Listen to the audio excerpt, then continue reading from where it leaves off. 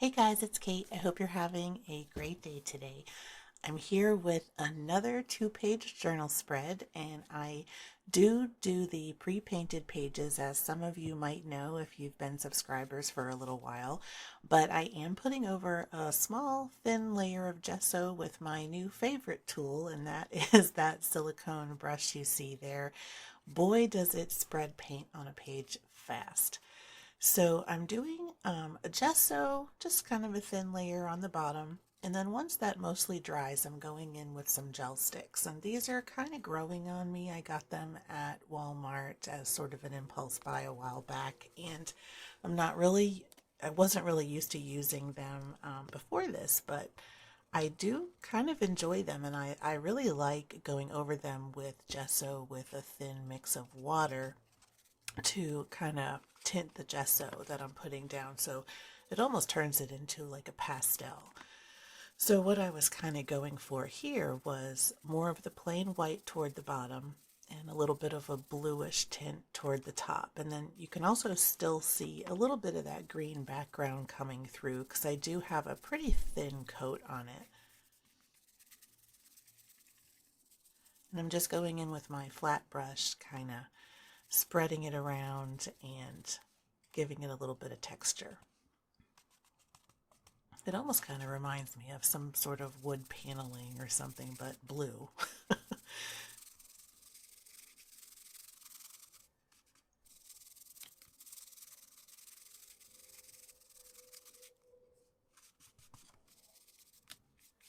And at this point, I'm not really sure what I want to do yet. I really am just using this as an opportunity to experiment with some of my supplies like I do in my art journal pages.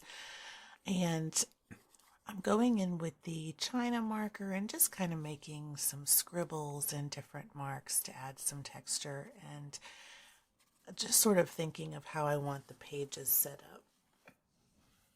I wanted to keep it sort of simple this time. I'm using a few supplies, but I actually wanted to see what I could just kind of make myself. So everything I do in this, I either draw myself, paint myself, and I actually use a stencil that I cut myself with cardstock. So even with sort of limited supplies, you can definitely get some things accomplished. But I'm still just kind of going through and, making some fun marks and scallops and lines and circles. And a lot of that will be covered over as we go through.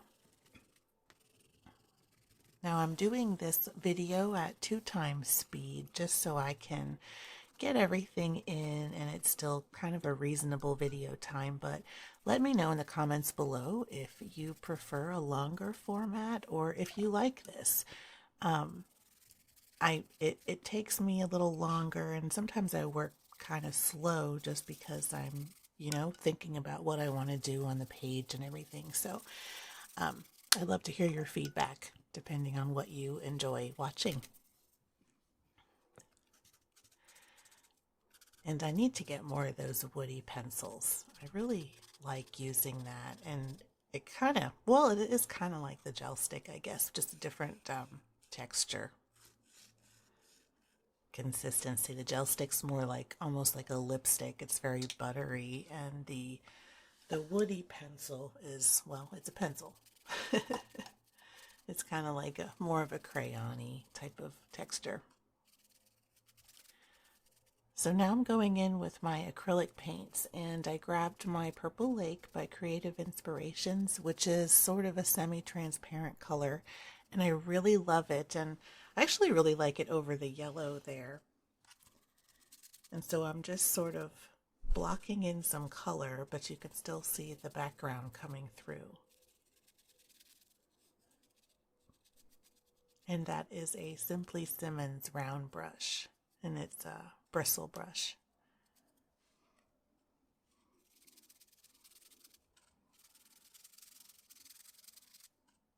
And I'm going through kind of making these sort of waves, I guess, on the page, and making like these sort of stripes of color. But they all sort of blend together a little bit roughly, which I like for this. It's very texture, based. And you can still see a lot of the marks coming through. So I originally was just going to put that purple lake on the bottom, and then I thought, well, what the heck, I'm going to kind of spread that around some more. So I go a little hog wild with the with the purple. But I really love that color. It's pretty. So now I'm going in with just some plain cardstock paper, and I just uploaded a video where I did an intuitive painting. And I did something similar where I cut my own little wavy type of stencil, and I really liked doing that. And so I'm doing it this time too, but a little bit differently. Same kind of wavy pattern, but instead of having it sort of feather out toward the center, I am just blocking in solid color at the bottom of my page to give it kind of a base. And it's a lot of fun to do. And actually, I mean, you could reuse this quite a bit, especially with acrylic paint, because it's almost like, the paint going over the paper is forming its own protective layer, so it's turning it into like a plastic stencil.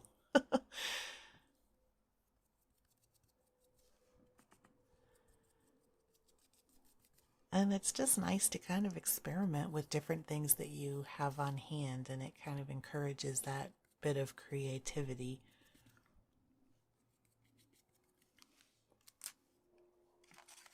And I did something else similar. I grabbed a little square of paper, and I have a circle hole punch, but you could certainly hand cut it or just freehand circles. But I wanted to add a little bit of that unbleached titanium to kind of ground the background a little bit. It almost looks like moons in a sky with landscape, but I don't know what kind of sky would have more than one moon, but here we are.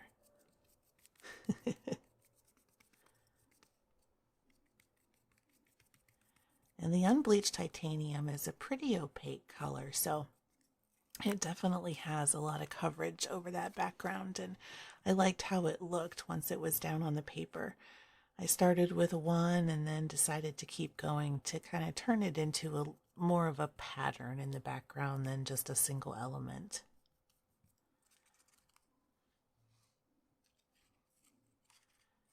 And I'm kind of deciding where I want them to go, because I want them to be scattered, but not necessarily just a mirror image of the opposite page.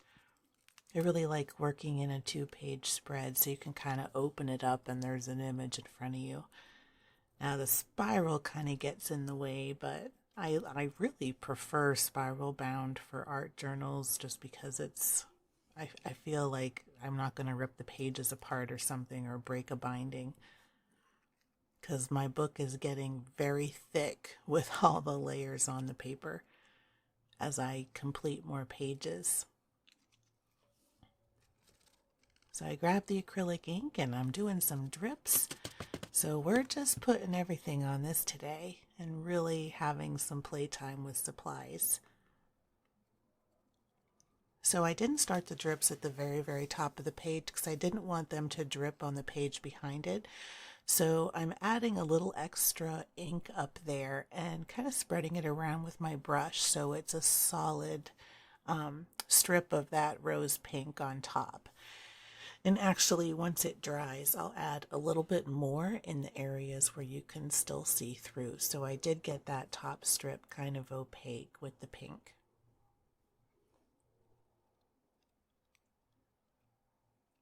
And I like using those Amsterdam inks. Some of them are more transparent than others, and that light rose is one of my favorites. I love it. And so I'm going in with the yellow, just kind of covering over some of the things and adding in yet another layer, but I'm just being careful to avoid the ink, which is still pretty wet on my paper. So I'm going around it with my yellow, but I am painting over some of those unbleached titanium circles. But I want to kind of knock back a little bit of those black marker lines, which I felt kind of they just wanted too much attention on it, so I wanted to tone them down a bit. And so with yellow ochre, it's kind of a transparent color too, so I go in pretty thick in some of the spots to get better coverage.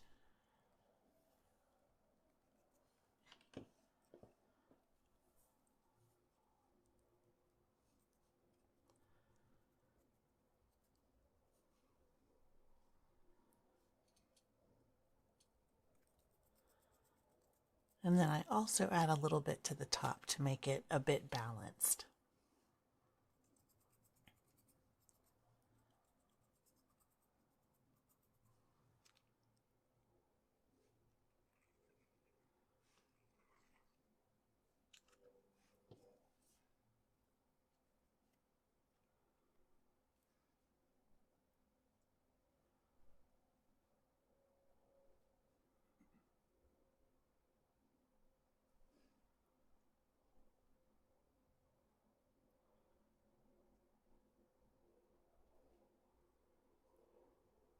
And I'm still kind of thinking about what I want to do on the pages, but I end up going for flowers, and I thought as just a fun kind of experiment, I would use that circle cutout as almost like a template to put my flower petals around. And I liked it, but obviously you don't have to do that. You can very easily make flower petals freehand and just follow a general round shape. So my idea was to draw the flowers from the side, so they're kind of just pointing up in the air versus facing you from the page. So I am putting in a couple of the larger ones and then a few smaller ones just kind of scattered around. And I'm using the Purple Lake paint again, which is that semi-transparent, so I am going to go over it a little bit again with a little bit of the Purple Lake mixed with, I believe, the unbleached titanium, just to give it a little bit of a highlight and a little bit less transparency. But I want the flower stems and leaves to kind of blend into that area at the bottom where I had the black, and that'll also bring the black up into the painting a little bit more. So I went ahead and did that. Now my brush I was just kind of having fun with, and I think if I was to make a change on this, it would be to get a different brush at this point and make thinner stems on those little flowers, but it was just sort of a fun experiment, so I didn't mind it.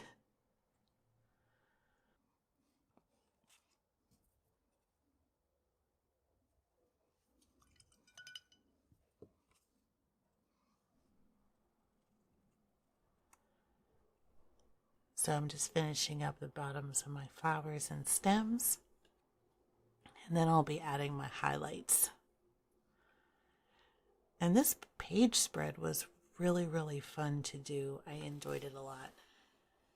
I got lots of colors down there. They're bright and cheerful, and I got to use several different supplies. And I mean, the main part of this is the experimentation and using, what you have on hand. So it's always good to just try new things and get out of your comfort zone a little bit.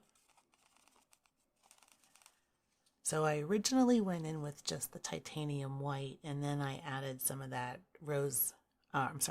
the Purple Lake to it to tint it a bit. And so I'm just going in all of the flowers to kind of add some more detail to them. And then this is going to be a done page.